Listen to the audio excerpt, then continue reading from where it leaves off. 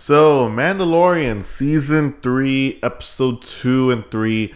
I know last week I missed it, so for any of you wondering why I missed it, I've just been so caught up with so many things I've had to been doing behind the scenes, and I figured that Mandalorian could sort of take a step back, or I could take at least a week break off of it. But I've just been really busy, and it's not just that; it's been other shows that I've been watching. Like for example, I don't want to drag on too long, but The Last of Us was also another show that has been taking up so much of my time, and I was finally able to finish it because I don't watch it the day it comes out on Sunday. I watch it like a few days afterwards. So finally finished it, and so today I decided to watch episode 2 and 3 of Mandalorian. So that's what we're going to be viewing today. But before we do, guys, please, for me, be sure to leave a like, comment, and overall subscribe to the channel. It helps out with the content that I'm making, and be sure to hit that noti bell. All right, so I'm going to keep both of these reviews very simple and very quick. The reason why is because since we're doing two, I figure I might as well just kind of spend about 3 minutes with each one. So episode 2. Episode 2 deals with sort of the exploration of the mines of Mandalore, which we already knew what was going to be Mando's whole journey to pretty much be baptized in a way to sort of redeem himself.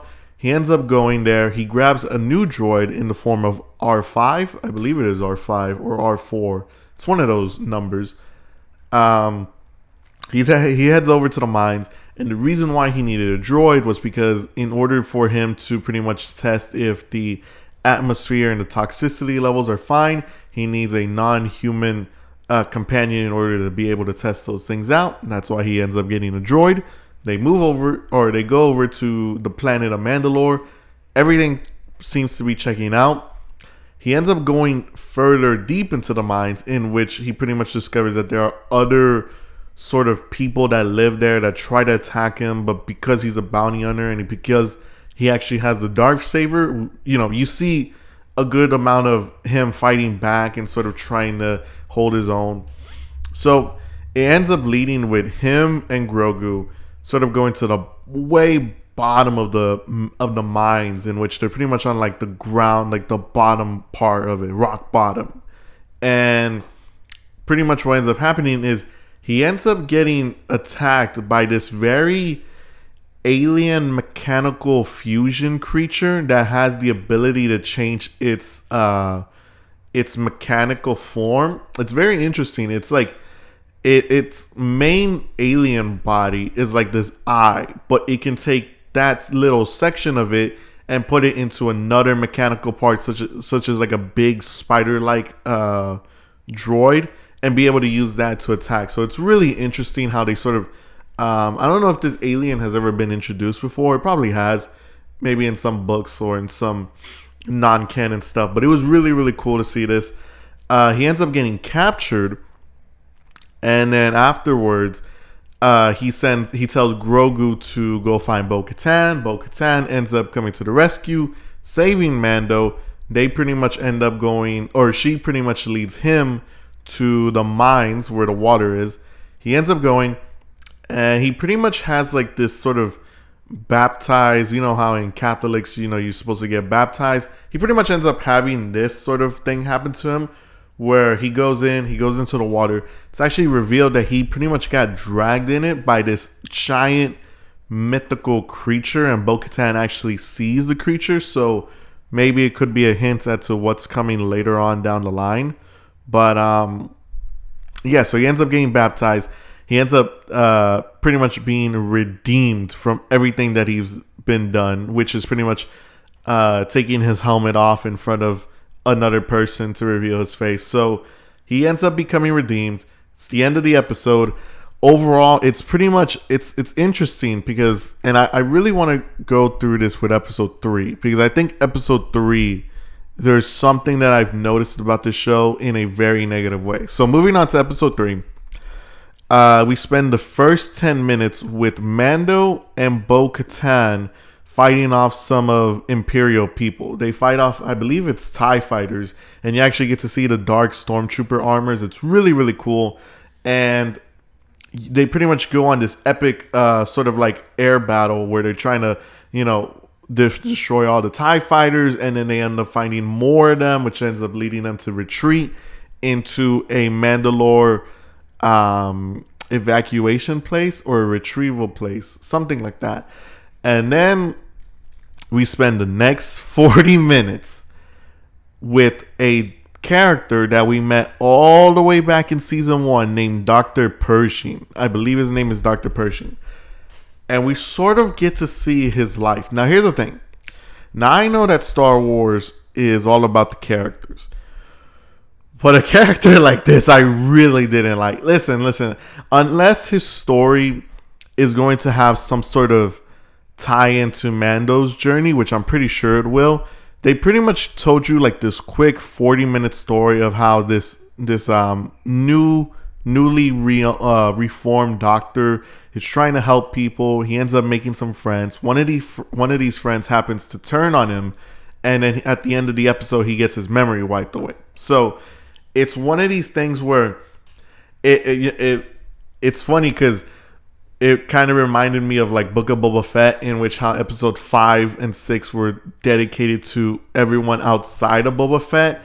Something similar happened here where, you know, instead of Mando and Bo-Katan and Grogu, we got somebody completely different. And pretty much a character who was like in this show for like, what, maybe 2 episodes. So overall, I really... Here's the thing, and this is the thing that I wanted to talk about earlier. When it comes to this show, it has something missing in it. There's an element of this show that is missing, and I don't know what it is. It has great fighting, great actions, great stuff like this. But this show alongside, because here's the thing, Book of Boba Fett, episode 5 and 6, because episode 5 is with the Mandalorian and episode 6 is with Luke Skywalker, Ahsoka, Cad Bane, etc. Everyone besides Boba. The good thing about that is that it's characters that we love, characters that we know, characters that we're excited to see.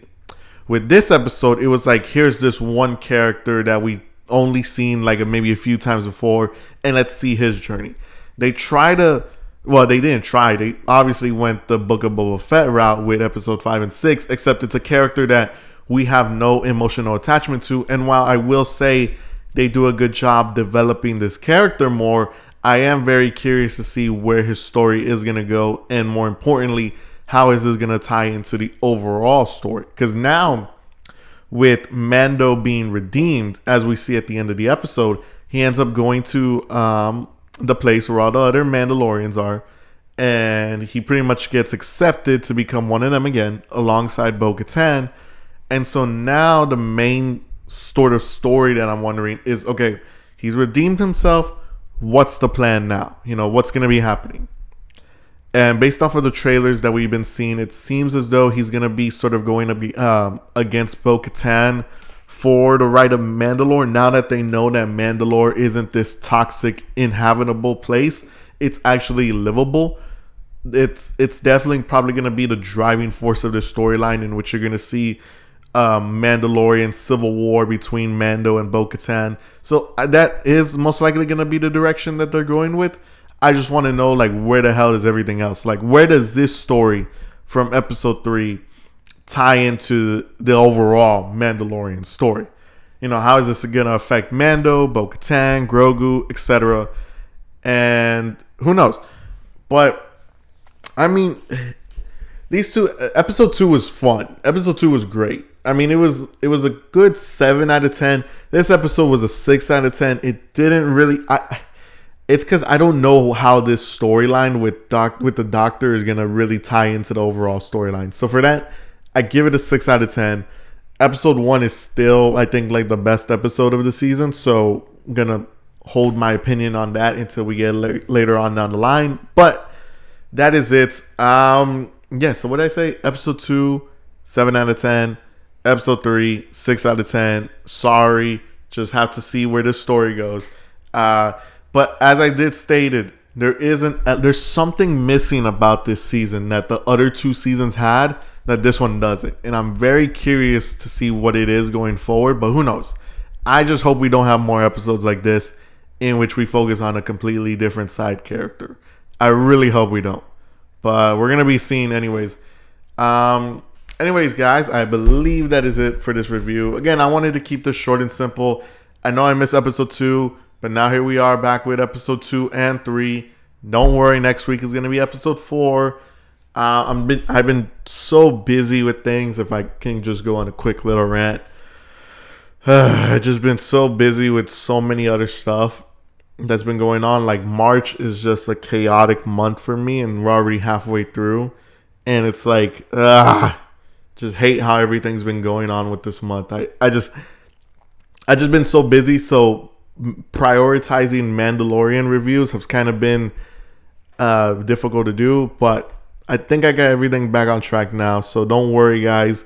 To anybody who's listening, thank you so much. But with that said, ladies and gentlemen, my name is Anthony Salic. Be sure to subscribe, and I will see you all next week. Peace.